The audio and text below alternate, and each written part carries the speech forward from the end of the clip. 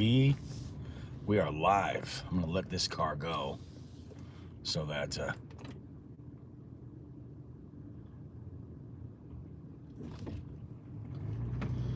there we go. Cause I'm nice, unlike what I was trying to make that left. So good morning, everybody. Bobby Roast Beef here, Jigs and friggin' Bigs. On my way back from dropping off the little one. I say little one, she's 14. We had a good day yesterday. Slept over a friend's house on Saturday night, so I had picked her up in the morning while I was heading out to run some errands. And I needed a couple of accessories for the boat. I did a little bit of a live yesterday on Instagram. I installed a couple of accessories that I want to have on the boat to make this next outing this coming weekend. And we'll talk about what's going on this weekend in just a minute.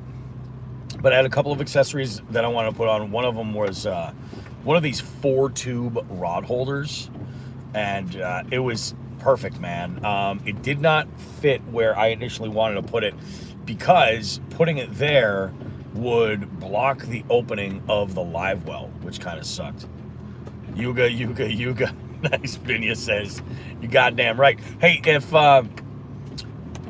before I go any further with this little tale, a little heads up, I'm driving back to the Jigs and Bigs HQ to, we're recording at 9 a.m. today, so we're going to do the whole live stream with the jig heads and everything else and all that.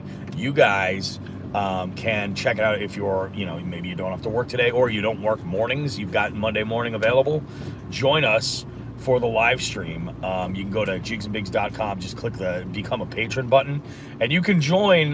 You can subscribe for $5 a month, and it gives you access to all of the live stream episodes that we put out, which is every single one whenever we record, as long as it's doable and we're in a location with internet. When we do it, we do a live stream where the jig heads, those subscribers, are able to engage with us while we record the show, and it's pretty awesome. We have a good conversation. It's a lot of fun. The thing is, you can also join for free, and it will allow you to see the posts. You won't be able to comment. You won't be able to click the links or anything like that. But there are opportunities when we put these up here where if you want to jump into one, like almost a la carte, just try it before you buy it, before you subscribe, you can enter. And I've set it for the minimum Patreon will allow me to. I wanted it to be like 99 cents, but I can't, it won't do it. It's $3 is the minimum. So if you want to try it out, $3, you can go ahead and jump on in and be part of the show and all that stuff. Otherwise, the whole show will run on Tuesday when it drops. But so recording with Joe. Joe just got back into town last night from where was he? Oh, he was up at the St. Lawrence, staying at the Ship Motel with a whole bunch of people from our neck of the woods. And it looked like an awesome time. He was up there with Jeremiah. I know Jeremiah caught some pretty damn good fish. I don't know how Joe did, but he was like, the overall experience was amazing. So he's got lots of stories to tell. I got stuff to talk about with this update and what's coming up for my plans for the weekend. We have the first of our spooky stories for our Halloween special that's going to be dropping at the end of October. It's a good one. It's a real good one. We had one of our jig heads reach out. Someone named Diddy. I don't know, they let you get, YouTube in prison, but it's cool. We have the first story that came in. It's a doozy. It's pretty crazy. And as I was listening to this, I got reminded of a couple of stories that I want to share that I don't think I ever talked about, that are a little bit nuts. And so that's coming up at the end of the month. I think it drops, I want to say it's like on the 27th, that episode will drop. And if you have a spooky story, you can call the Jigs and Bigs hotline and leave your numbers 413-324-8519. And again, you don't have to leave your name or anything. If it's a little bit weird and you're like, I don't want people to think I'm a wacko or anything, you can go ahead and just leave the story, and I will, edit your. Oh, remind me, I got a spooky story from when I worked at the restaurant. Ghost things happened.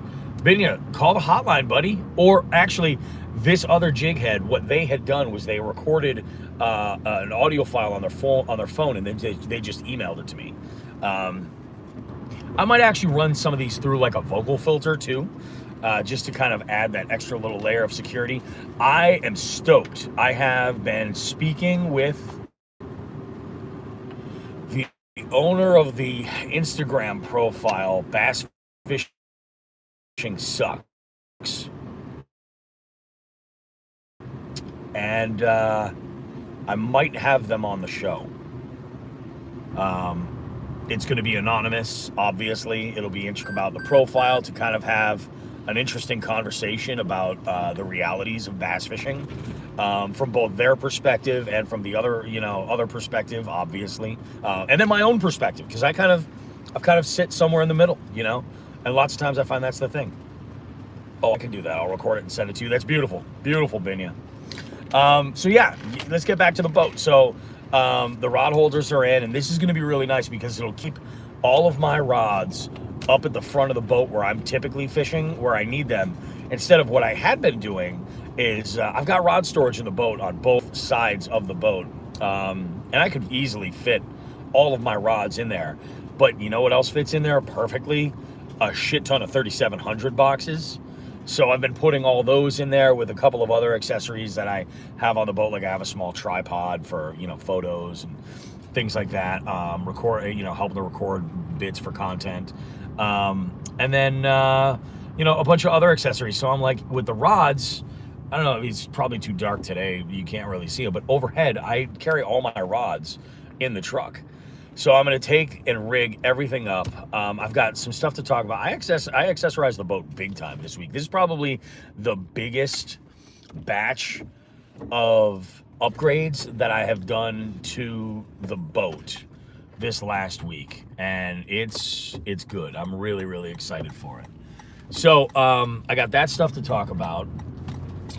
This weekend was wild. I worked 2 huge events, 2 weddings back to back.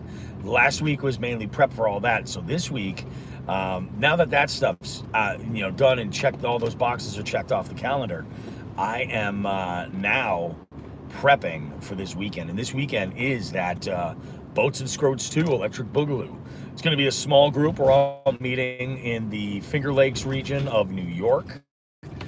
We're going to be on Lake Cayuga, and the plan is we're just going to have ourselves one hell of a time.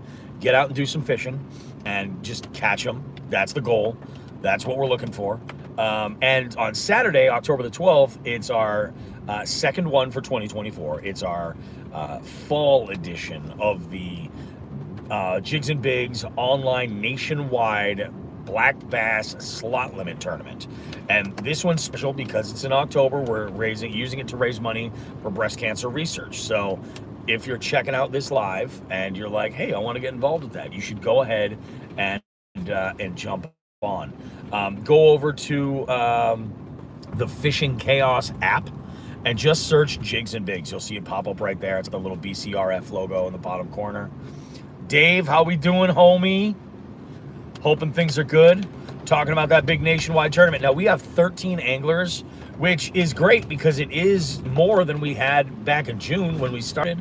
But I'm hoping to get a bunch more to go ahead and join in and get involved. The only required equipment other than your phone and the Fishing Chaos app is you need to have an approved measuring board, which is one of the most popular measuring boards that are out there. It's the catch boards.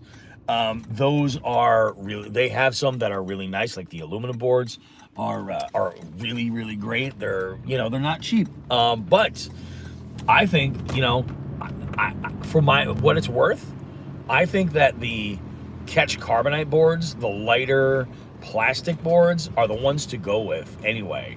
This is a catch photo release tournament, so we do need a little bit of a standard when it comes to that. You can't bend out those catch boards, and we know that going in.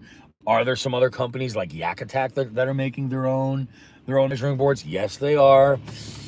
We will see if we're going to allow those in the future, but for right now, we're sticking to what is sort of the standard with all these online tournaments, which is the catch boards.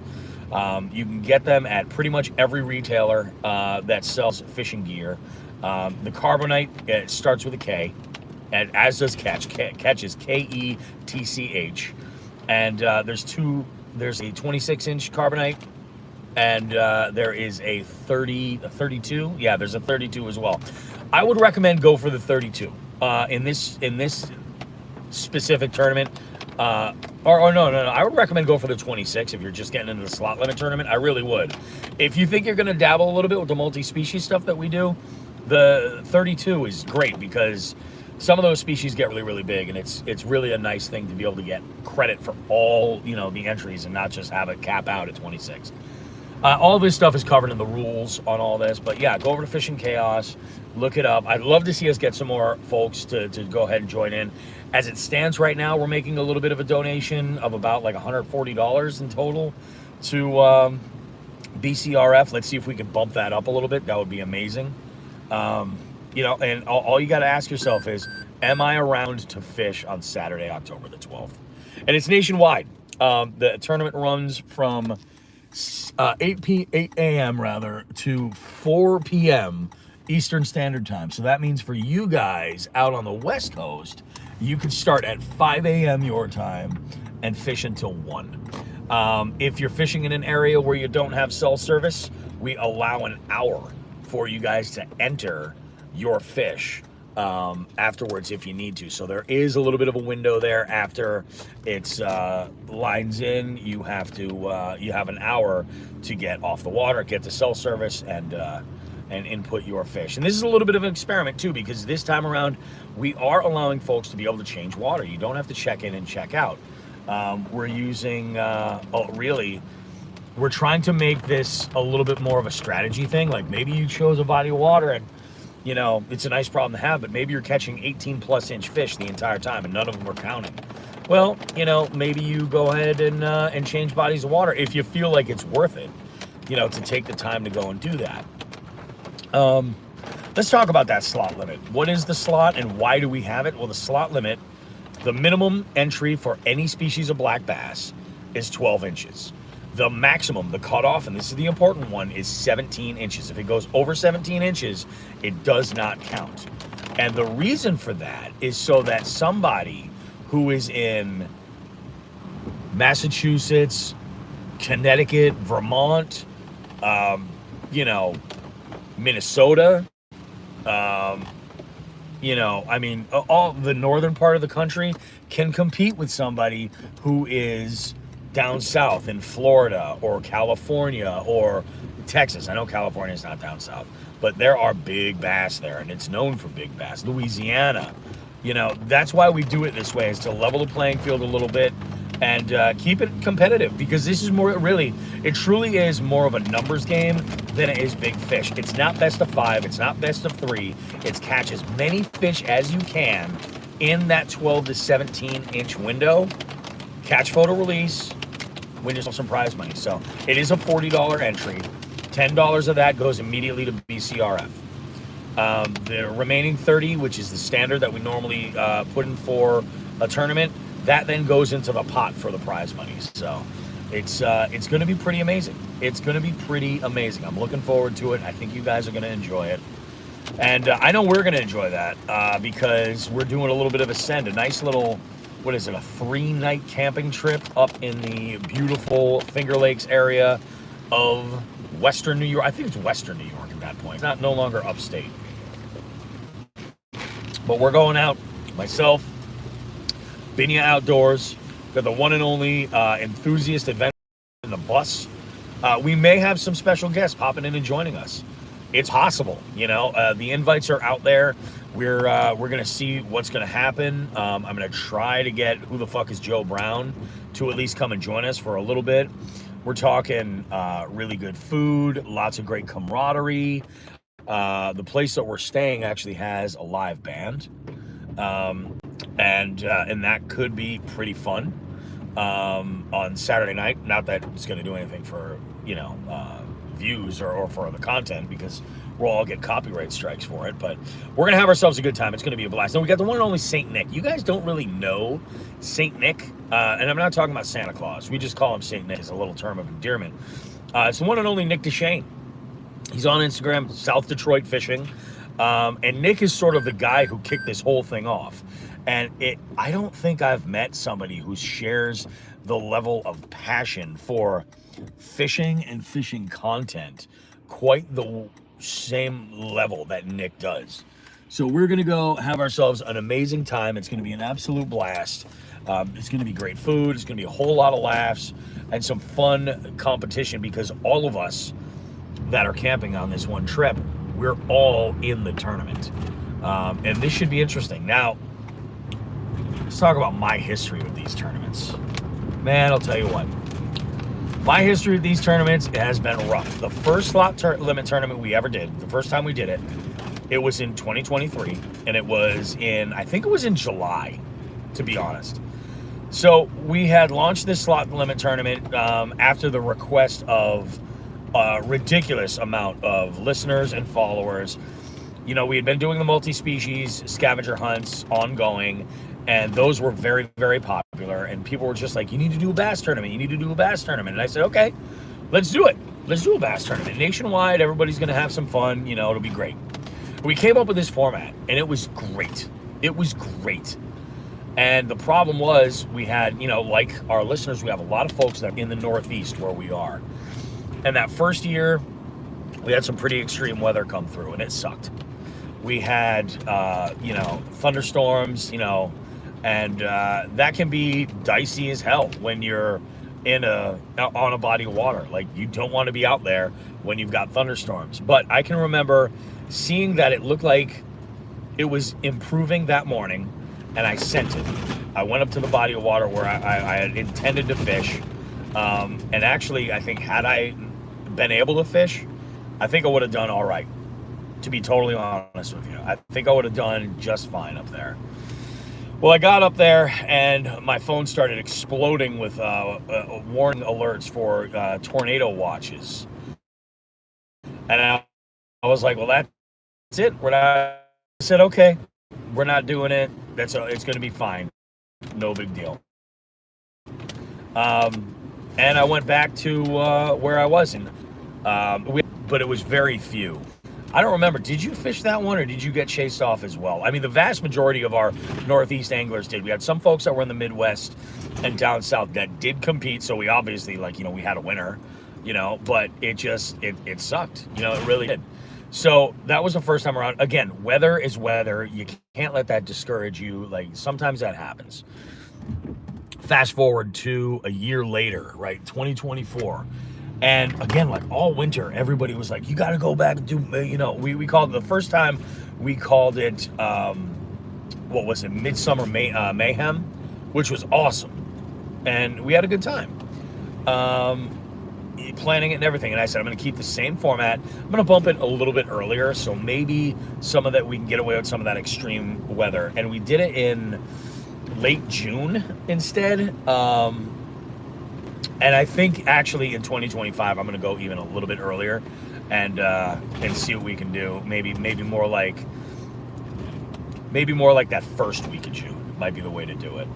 But, you know, so we had set it up, and that day this was actually the same week that I got the Lund.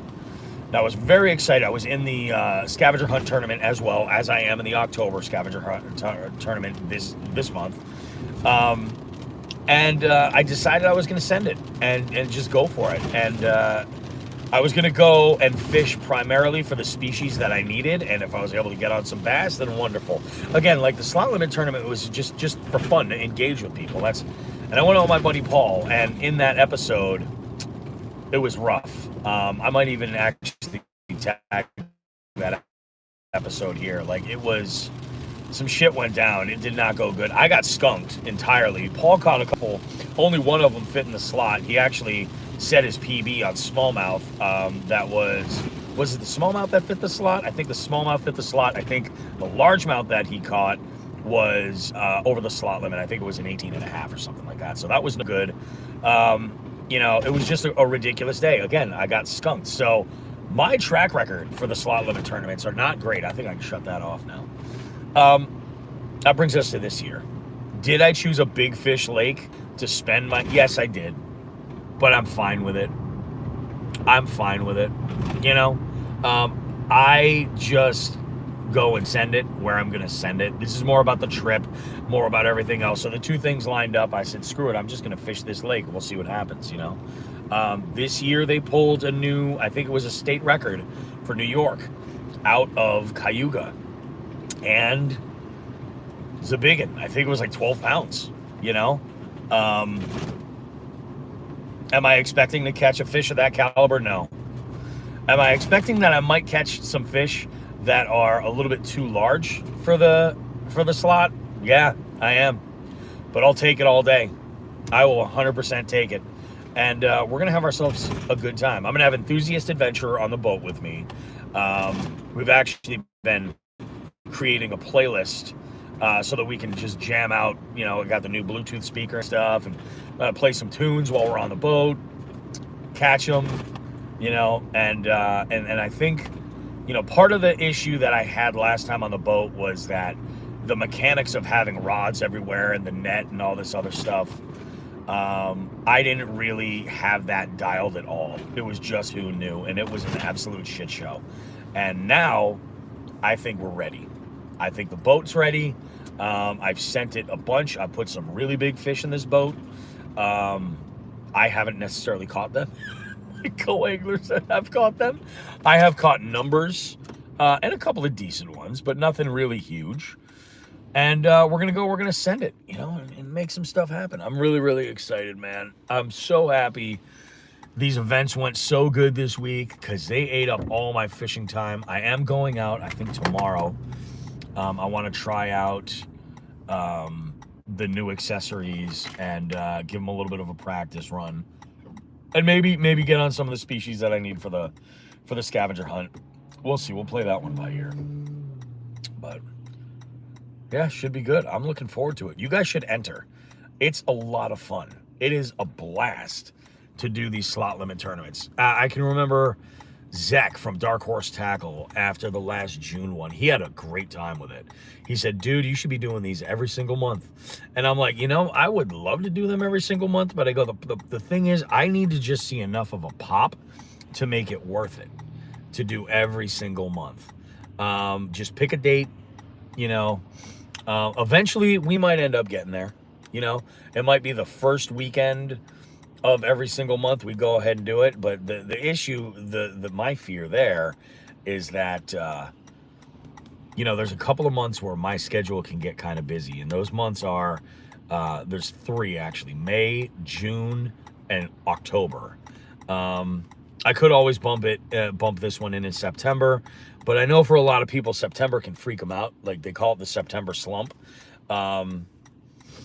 And, you know, I mean, that could just make it part of a challenge. If we ended up going to a monthly platform, this could turn out to be really cool, you know? Oh my God, I'm going to end up sitting here waiting and waiting and waiting. I messed up, folks. I should have gone. There's another route I 100% should have taken. There we go. I got to clean out my truck this week. There's so much stuff I got to get out. Can't wait till next year. I can't wait to get into a tournament so bad. Dave, I hear you, dude. I am not a big competitive angler, but I don't know. I enjoy these, you know? I guess I don't take tournament angling seriously. I look at it as a game, you know? And that's kind of why I like the multi-species tournaments, to tell you the truth, is it is like a game, you know? Sometimes they're with you, sometimes they're not, you know?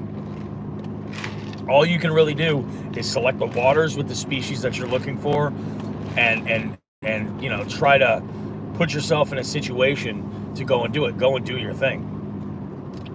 If you like the tourneys, Dave, oh yeah, Vermont Slay Nation. Yeah, there you go. You know, getting into a trail like that is pretty cool. But I will tell you, Health reasons, I can barely even get out to fish. That sucks, Dave, dude. I feel for you, man. I think we talked about that before too, actually, now that you mention it.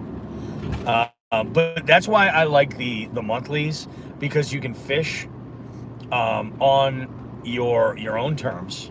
You know, you can fish. When I say on your own terms, like you can fish whatever bodies of water. You can fish from the bank. You can fish from a boat. You can fish from a kayak. It doesn't matter. And it's the same thing with the slot limit tournament. It's open up to anybody.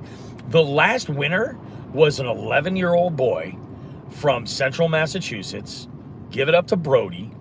Brody fished from the same body of water, started out on the bank, and then took out a kayak, went out on a boat, and then finished up on the bank and cleaned house. He absolutely did it. But that's the nice thing, though, about the monthlies. It's like you don't have to put all this pressure on this one day to go out and perform. You have 30 days to be able to go out and fish whenever you can. And if you get on them, you get on them. If you don't, you don't. You know, it's a good time. Somebody had asked me about the raffles for those slot limit tournaments, or not slot, for the multi-species scavenger hunts. The raffles are still going on. I just have to touch base with everybody and make sure that like prizes are getting sent, because I want to do them. You know, I guess I could just do the drawings, but I just hate having people waiting.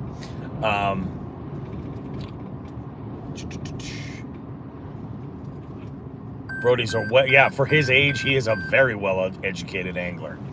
Well, you know, he listens to Jigs and Bigs, and he gets a lot of really good information from Jigs and Bigs.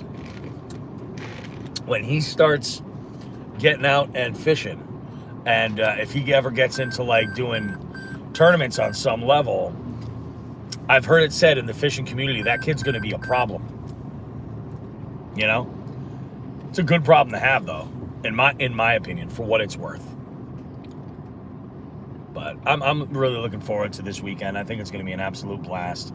I did pick up a new Dutch oven for specifically an enamel Dutch oven to make chili with, and I'm stoked for that because my chili is wonderful. I'm not gonna bullshit you. Binya knows that your boy Bobby Roast Beef can cook. And he enjoys this. And we had this little Zoom meeting where we had this great conversation about what we're gonna do for food, what the menu's gonna be like, and all that stuff. And I was like, listen, on Sunday, let me make some chili. My plan is this. I wanna, we'll do what we're gonna do Sunday during the day. I wanna prep everything in advance. Probably will be at some point like Saturday night or something. So I want to do all like chopping of the vegetables, getting everything together, and then put that chili together and have everybody come over to my site. We'll leave that chili on to simmer, and that's when we'll record the podcast. And when we're done with the podcast, we'll bust out the cornbread. Janelle's putting together this cornbread, which she talks a big game like it's good. She's also coming up with a bunch of venison jerky too, which I'm stoked about. But it's going to be good. 75% of my excitement is to eat Bobby's food. That is a huge compliment, Binya. And yeah, I mean, I'm gonna do it up. The thing with my chili is the secret's in the sauce. Janelle was like in the Zoom. She was like, Bobby, you can be a little heavy-handed with the spice. Don't make it spicy, and that's my plan. I'm not gonna make this chili spicy. I don't make my chili really super spicy. Oh my God. Getting a text from the old lady asking me to keep track of her shit. I don't make my chili super spicy because most of my family doesn't have the passion of spicy food like I do. My youngest definitely is like, no. I like it nice and mild. My wife, she says she can hang. She can't. My oldest is a little bit more on my end. She likes to dabble with the hot chilies. I am going to keep this all just build the flavor. But the reality with my chili is the secret is in the sauce, baby. It's this combination of elements that come together that just give this depth. And I go out. I'm not sure if I'm going to use like like stew beef and add like some marrow bones, or if I'm going to go just straight up short rib, it's going to depend on what is available. I tend to prefer short rib, but that's just because your boy loves a good braised short rib. But yeah, we're just going to let all that just simmer while we record the podcast. It'll be smelling delicious periodically as we're recording. I'm going to get up and, stir the pot a little bit, come back. Well, it's going to be great. We're going to have a great time. And I'm excited to be doing this with you guys. I really am. Oh my goodness. Yeah, we'll get up. In fact, you know what? I might bring my battery operated wireless mic. I might bring that up as one of the mics. I'll use it as my microphone, so that way I can just take my headphones off, get up, stir the chili, come back, pop the headphones back on, and we'll be good to go. I might do that.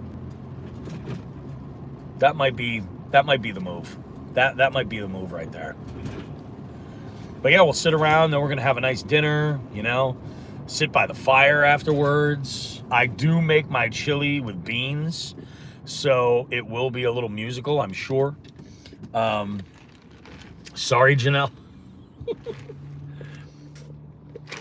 Although something tells me it's gonna be fine. I am really looking forward to this. This is great.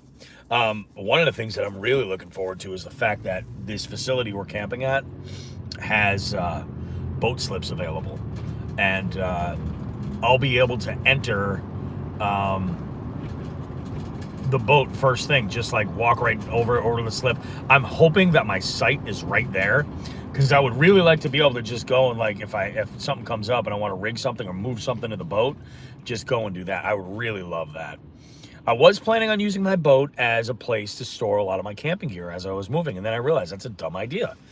I'm going to put all my camping gear right here, so I'm going to show up as early as humanly possible, launch the boat, and just get eyes on everything. And I want to take a look at, like, the condition of the water, see how things are. I'm probably going to cast a little bit, and maybe see if I can dial, like, a couple of baits, something like that. In fact, I might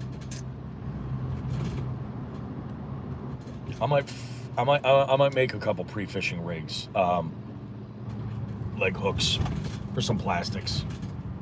Just try to dial in a little bit of a pattern. See if I can put together a pattern. What are they biting on? Are they biting on a specific color? Is it a size profile? We'll see what we can come figure out. I've been doing my research, but this week I'm going to be hitting it hard, real hard. One of the things that I am looking to upgrade for this year into next year, and this is more for my business than it is for anything, is I'm looking at getting a couple of larger televisions that I can use for my events. So like when I do game shows, like scoreboard and branding and things